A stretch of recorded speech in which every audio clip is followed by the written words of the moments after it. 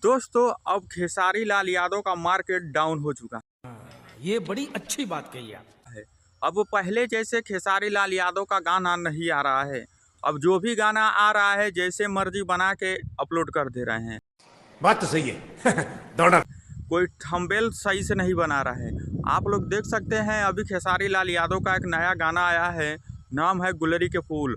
इस गाने का आप लोग पहले थंबनेल ही देख लीजिए।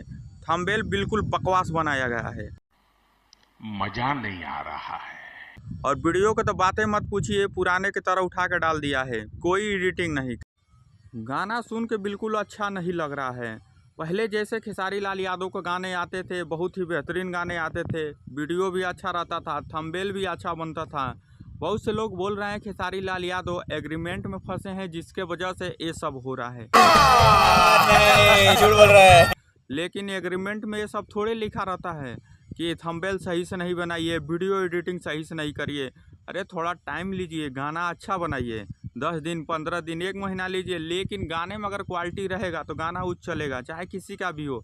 आप लोग उठा के देख सकते हैं जिसके गाने में वीडियो एडिटिंग सही रहता है, थंबनेल सही रहता है, उसका गाना दबा के ही बढ़ता है। चाहे खेसारी लाल यादव को कहिए, अभी ऐसे गाने आए थे जो थंबनेल की वजह से चले थे, गाना वीडियो एडिटिंग था जिसके वजह से चला था। कुछ भी उठा के डाल दीजिएगा तो कोई नहीं देखेगा, चाहे आपका फ़ैन ही क्यों ना हो।